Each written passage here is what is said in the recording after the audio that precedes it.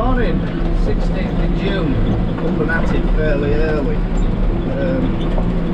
Round up in this stubble off what we drained. If you look back in the previous videos, you'll see draining machine working when we drained it real wet at this side of the field, so we decided to drain it. It cost a bit, but so I'm round up in it before it gets windy, because the bloody seeds on the blackgrass, and I don't know whether they'll be fertile for yet or not, but they're looking like the little plants maturing. That, you know, I don't want them to drop on and cultivate them in, you see. But we won't be cultivating this for a week too, because I have noticed there's a hell of a lot of nesting plovers, as in probably, well, 5 or 6 nesting pairs, so we'll leave it at fortnight so little chicks are strong enough to get out waste stuff and get some muck on it and get it ploughed hopefully, but I don't know whether that's possible because that can be hard in this land. So I just have to run big cultivator through it and rip it open. Oh shit, where was I? I'll have to do it crossway up because of these drains. Can't cross these drains. Now it's rough. I'll be getting chunted out now. Because 2.5, well, about 6 o'clock. Caravan back there. Just across the edge. Made bouncing away, braying away in it. So they will, I won't be very popular with them one. Hey ho. Needs must.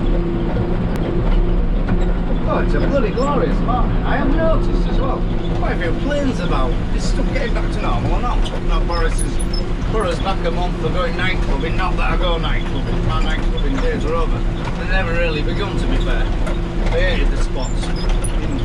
Noisy, overpriced, bloody fucking hellholes for me.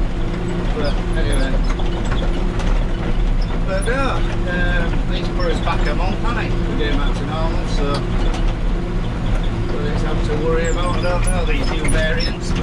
I've had my first jab and I get my second jab in a couple of weeks, so I'll be alright.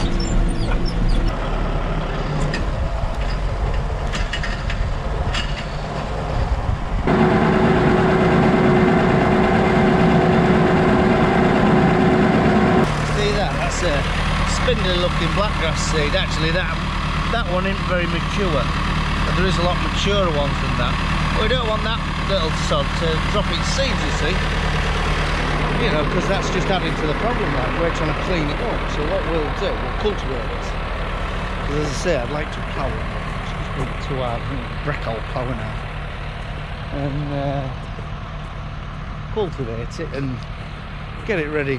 Get all this muck spread on it and get it really nicely worked. I'll get it fine enough, like nearly to drill it. False seed bed. And it's ready for wheat at back end. Not too early neither. I won't drill it too early. I'll see if I can just keep flushing that blackgrass seed to try and get a good kill. I won't 100%, and what this will next year probably come oilseed rape, which there's chemicals in the box to what you can use to sort of really blitz blackgrass in oilseed rape. So you know, there's still chemicals on the market where you can really control it.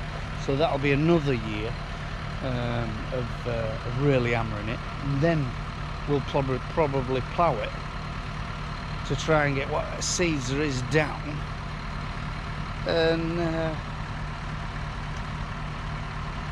possibly a second wheat. No, a first wheat after the rape.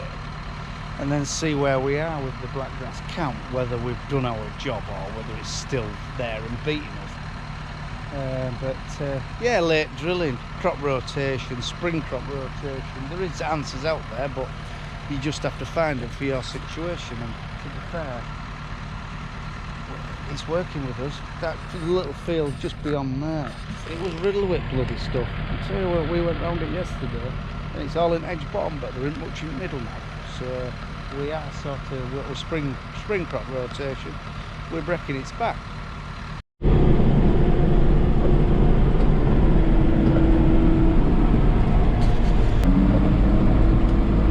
There was recent evidence that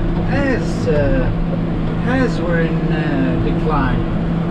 I don't agree with them, to be honest, because on our farm I think we've got more hares now than we've had in my lifetime.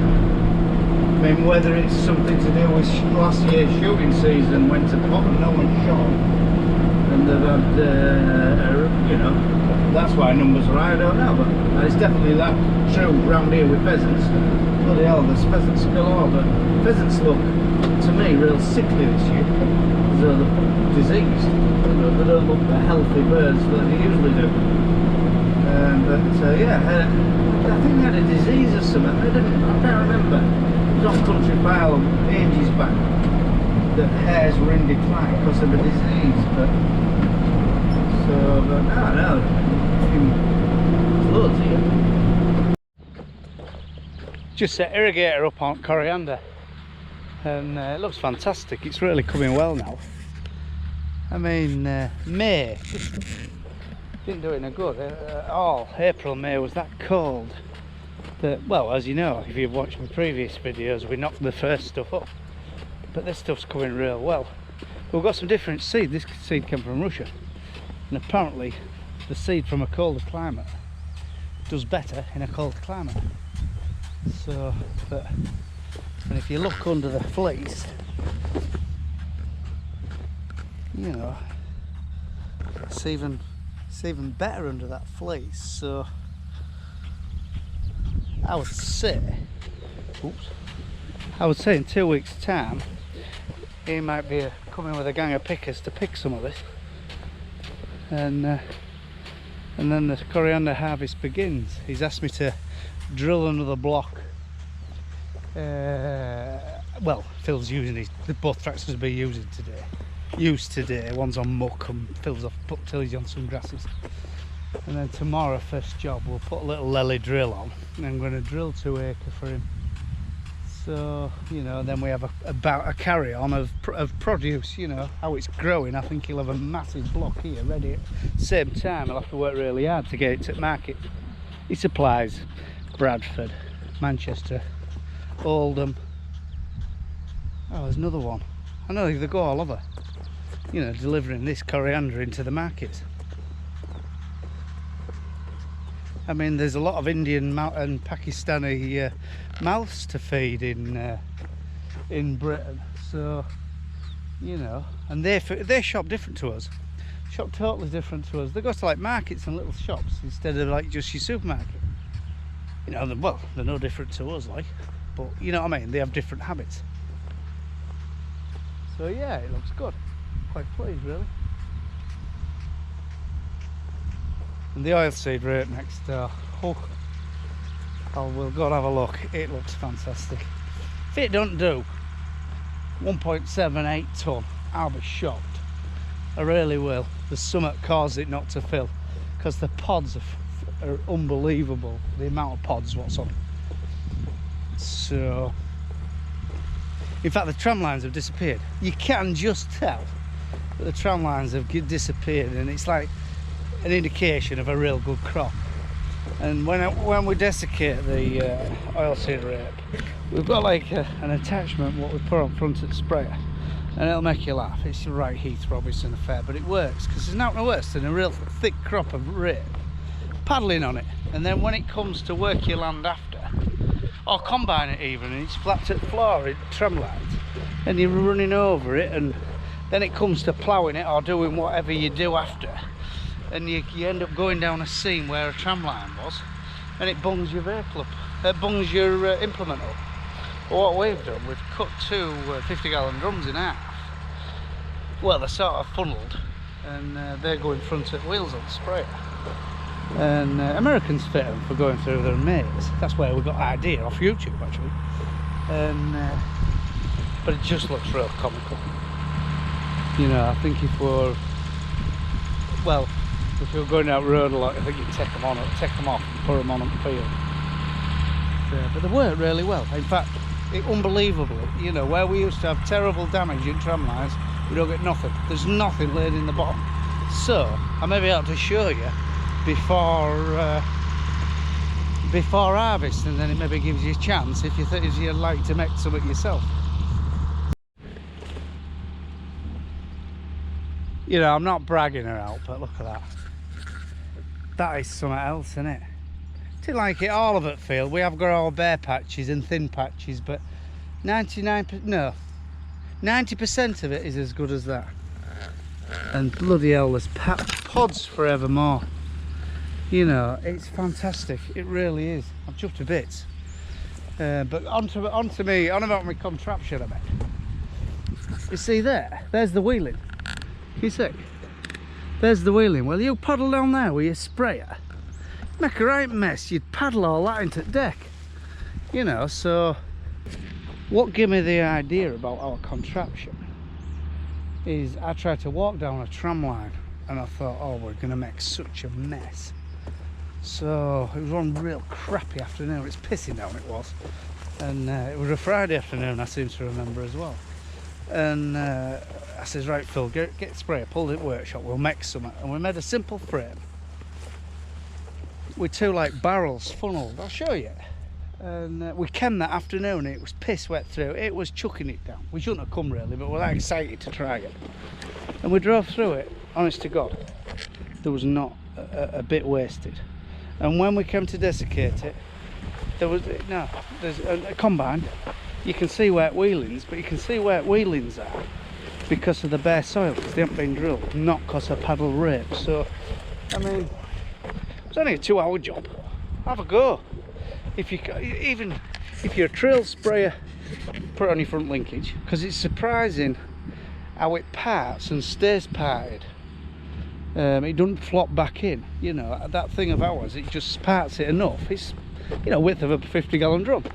That's all it parts it to. By the time you've gone through it, it's sadly thought about bloody falling back in. So yeah, but no, chuffed a bit, Sam. I think it's the best crop of rape we've had in a lot of years, and drilled very late. DK salt drilled second week in September, 2.4 kilo per hectare. But it fell into a seed bed where it grew and grew and grew. It didn't stop. It was the perfect time. We put it in when it was going to rain, so it just sort of grew and grew and grew, and it paid off. So hey, we've had our disasters over rape. Bloody a couple of years ago, we hardly did a ton. One field was real good. One field was bloody other way. It was shite. Pulled average down, 1.5 tons, and then it did about 600 kilos. So, you know, that'd be right.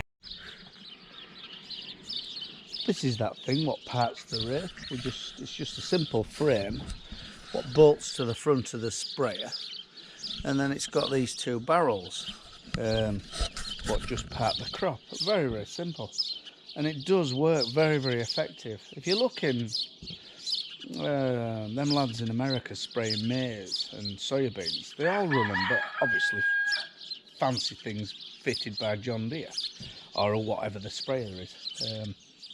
It works good, yeah. Just parts it, by the time you're through it, it can't flop back in. And there's no, we were shocked. You know, we were shocked because you can create yourself problems. So yeah, that's it. Have a go. If you like these videos, tick and subscribe. And sorry for this one. This one's been a bit boring. There's no tractors out like that. But if you usually I try to put a bit of variation in, and one thing or another. I'm going to do maybe 2 a week of a farm in East Yorkshire. So as I say, tick and subscribe, and you'll get notifications of anything else we're doing. So but anyway, so right, bye for now.